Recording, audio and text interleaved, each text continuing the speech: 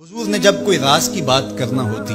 تو حضرت حذیفہ بن یمان سے کرتے، تو فرماتے ہیں کہ میں چونکہ حضور کے ساتھ نماز نہیں پڑھ سکا تھا، کافی وقت گزر گیا، تو ماں نے مجھے اجازت دی حضور کی خدمت میں حاضر ہونے کی۔ اس شرط پہ ماں نے چھٹی دے دی کہ حضور سے جا کے میرے لیے بھی اور اپنے لیے بھی مغفرت کی دعا کروانا، چونکہ صحابہ کی شدید آرزو ہوتی تھی کہ حضور کے ہاتھ اٹھ جائے۔ انہیں پتہ تھا کہ یہ ہاتھ اٹھ جائے تو باب اجابت تک پہنچتے ہیں، پھر خالی نہیں موڑے جاتے، تو کہا کہ حضور سے میرے لیے اور اپنے لیے مغفرت کی دعا کروانا۔ ماں نے اجازت دے دی تو یہ حضور کی خدمت میں آئے۔ کہتے ہیں میں نے مغرب کی نماز پڑھی اور سلام پھرا تو میرے دل میں تھا کہ حضور سے ملوں اور کہوں کہ حضور میرے لیے، میری ماں کے لیے مغفرت کی دعا کر دیجیے، لیکن حضور نوافل میں ایسے مشغول ہوئے کہ مجھے موقع نہ مل پایا، حتیٰ کہ عشاء کا وقت ہو گیا۔ عشاء کی اذان پکاری جانے لگی، حضور نے نماز عشاء پڑھائی، سلام پھرا تو میرے دل میں تھا کہ ماں نے جاتے ہی پوچھنا ہے کہ دعا کروائی تھی تو کیا جواب دوں گا۔ مغرب کی نماز کی چھٹی ملی، عشاء بھی ہو گئی اور میں عرض نہیں کر سکا، تو میں ابھی سوچ ہی رہا تھا کہ حضور حجرہ انور کی طرف بڑھ گئے۔ اب جنہوں نے مسجد نبوی کی حاضری کا شرف پایا ہے وہ جانتے ہیں کہ مصلی نبوی سے حجرہ رسول کا فاصلہ ہی کتنا ہے، اور جنہوں نے یہ شرف نہیں پایا میری دعا ہے کہ وہ اڑ کے مدینے چلے جائیں۔ سچی بات ہے، جس نے وہ شہر نہیں دیکھا اس نے کچھ بھی نہیں دیکھا۔ جنہوں ویک کے اکھیاں ٹھر دیا نے، جنہوں ویک کے ٹھر دا سینہ ہے، ربا تیری ساری خدائی بچوں بس ایک کو شہر مدینہ۔ آج اس وقت پوری دنیا کے اوپر جو وبا پھیلی ہے اس کی وجہ سے، جہاں اور بہت ساری چیزیں ہمارے لیے اذیت اور دکھ کا ذریعہ ہیں، وہاں ایک بہت بڑا دکھ ہے کہ مسجد نبوی کے دروازے بھی بند تھے۔ تو یہ دن تھے کہ حرم کی رونقیں دیکھنے والی ہوتی، مواج انور کے سامنے درودوں کی بہار ہوتی، مدینے میں بیٹھ کے حضور کے روضے کے سامنے حضور علیہ الصلوۃ والسلام کے شہر کی پکی ہوئی کھجوروں سے افطاری کرنے کا اپنا ہی لطف ہوتا۔ آج مدینے کے لوگ بھی ترس رہے ہیں، بچپن سے لڑکپن تک اور لڑکپن سے جوانی تک اور جوانی سے بڑھاپے تک 80 سال عمر ہو گئی، جنہوں نے رمضان المبارک کا روزہ مسجد نبوی سے باہر کبھی کھولا ہی نہیں، آج اپنے گھروں کی چھتوں پہ کھڑے ہو کے میناروں کو دیکھتے اور چیخیں مار رہے ہیں۔ اللہ اس وبا کے دن مختصر کر دے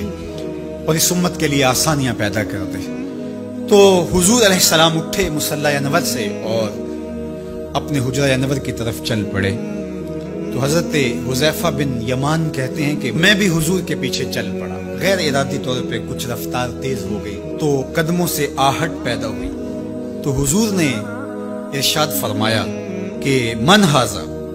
کون ہے؟ پھر خود ہی کہا حذیفہ تو نہیں؟ قلت نعم، میں نے کہا جی جی حضور میں حذیفہ ہوں۔ تو آقا کریم علیہ السلام نے کوئی توقف کیے بغیر فرمایا ما حاجتوں کا غفر اللہ لک ولی امک، اللہ تجھے بھی بخش دے، تیری ماں کو بھی بخش دے، کس کام آئے ہو؟ اب حذیفہ بن یمان کہتے ہیں جو کام تھا وہ تو جنبش لب سے پہلے ہو گیا، یہاں تو لفظوں کا سہارا نہیں لینا پڑتا، وہ بند لبوں کی بولیاں سمجھتے ہیں، تو کہتے ہیں کہ جو حاجت تھی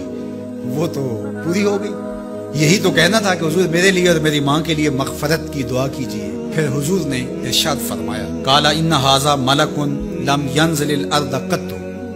قبل هذه الليلہ، اے حذیفہ یہ فرشتہ ہے جو اس رات سے پہلے زمین پر کبھی نہیں آیا، یہ پہلی مرتبہ آیا ہے۔ استاذن ربہ ان یسلم علی، اس نے رب سے اجازت مانگی تھی، مالک تیرے محبوب کو سلام نہ کر رہا ہوں، مجھے سلام کرنے آیا ہے، لیکن ساتھ ساتھ مالک نے کہا کہ جا رہے ہو میرے محبوب کے پاس سلامی پیش کرنے کے لیے تو ایک تحفہ بھی لیتے جاؤ، تو وہ بھی مجھے دینے آیا ہے۔ تو وہ تحفہ کیا ہے سنو، بے انا فاطمہ سیدۃ نساء اہل الجنہ، مجھے خوشخبری دینے آیا ہے کہ آپ کی بیٹی فاطمہ جنتی عورتوں کی سردار ہے، اور وَأَنَّ الْحَسَنَ وَالْحُسَيْنَ سَيِّدَا شَبَابِ أَهْلِ الْجَنَّةِ، اور حسن اور حسین فاطمہ کے بیٹے جنتی جوانوں کے سردار ہیں۔ یہ آج خوشخبری لے کر کے میرے پاس مجھے سلام کرنے آیا ہے،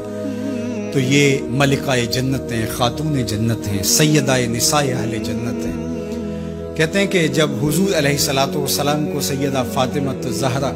رضی اللہ تعالی عنہا کوئی بات کرتی تھی تو حضور ان کی بات کو نہیں ٹالتے تھے، ان کی بات مان لیتے تھے۔ تو آج ہم سیدہ فاطمہ الزہرا رضی اللہ تعالی عنہا کی وساطت سے حضور کی بارگاہ میں استغاثہ پیش کرتے ہیں کہ اس امت مرحوم پہ اللہ سے رحم کی خیرات مانگے اور اللہ میرے وطن کی خیر کرے، امن، رحمت اور کرم نوازیوں کے اجالے اور نور نصیب ہو، میری قوم کی بیٹیوں کو اسوہ فاطمہ کے اجالے عطا ہوں۔